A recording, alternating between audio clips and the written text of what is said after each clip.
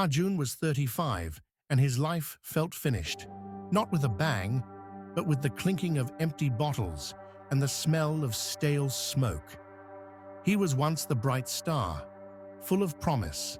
Now he was just the guy who drank too much and wasted his talent. He was trapped in a cycle. Hangover mornings bled into restless nights. He'd stare at the ceiling and whisper the same painful truth. This is not who I wanted to be. He wanted to change, but the purpose, the strength to fight his own habits, was gone.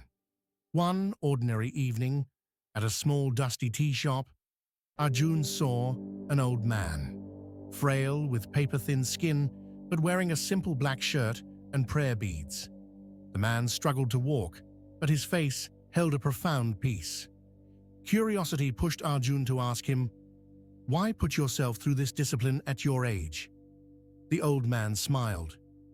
"This is for Ayyappa. I am in Vratham for Sabarimala.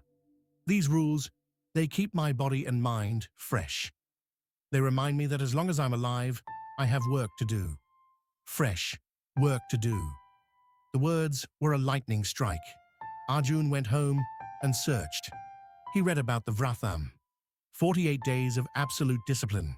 No smoke, no alcohol, clean food, simple living. He stared at the screen. Impossible. But the ambitious boy inside him woke up. If I can't control myself for 48 days, what am I even doing? He told his friends he was taking the mala. They didn't just laugh, they exploded. You can't last one day without a drink. This isn't for people like us." Their mockery hurt, but it also became a shield. This wasn't about faith yet. It was about character. It was about winning a battle against his weakest self. A few days later, his hands shaking with fear and hope, Arjun took the mala. Day one was hell. His body screamed. Headaches, cold sweats, irrational rage. His mind whispered, "Just one puff, no one will know." But every time the urge hit, he looked at the black shirt and the beads pressing on his chest. He remembered, "They keep my body and mind fresh." He clenched his jaw, drank water, and survived. The first few weeks were a war. He woke up early, endured the cold bath, and forced himself through simple prayers. His friends continued to tease, sending photos of drinks. But with every sunrise, he logged a small victory. Around the third week, the cravings finally began to retreat. The mental fog began to lift. He started sleeping deeply. His mornings felt quieter, cleaner. He could concentrate at work for the first time in years. The rules that had felt like chains now felt like an anchor. He found a rhythm. Wake, cleanse, work, simple food, temple, sleep. One evening, he caught his reflection. His face looked lighter. There was a subtle, sturdy strength in his eyes. He realized, maybe I am not as weak as I thought.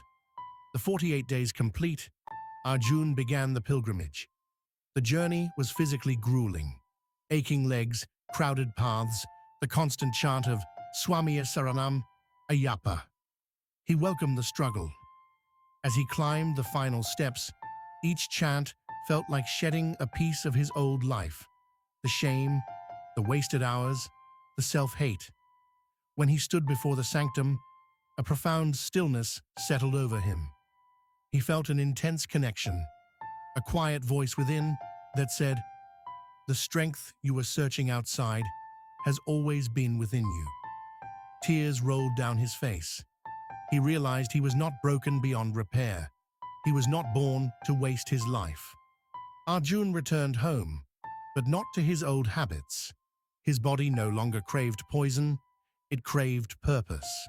He began giving back. He talked to younger men facing the same struggle, telling them his story. People who once mocked him now came to him for advice. He had become something far more powerful than he ever imagined, a man who took responsibility for his own life. His message is simple.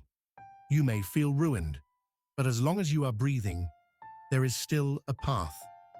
Discipline can be your bridge. If you can win over yourself, even for 48 days, you can start a new story.